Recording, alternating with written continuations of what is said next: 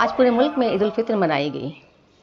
मुस्लिम भाइयों ने ईद उल फित्र की नमाज़ अदा कर एक दूसरे से गले मिलकर एक दूसरे को ईद की मुबारकबाद दी। कोलकाता में भी ईद उल फित्र की नमाज़ अदा की गई। मुस्लिम भाइयों ने ईद उल फित्र की नमाज़ अदा की और एक दूसरे से गले मिलकर आपस में इत्तेहाद और इत्तेफाक और मुल्क में अमन और सुकून की दुआएं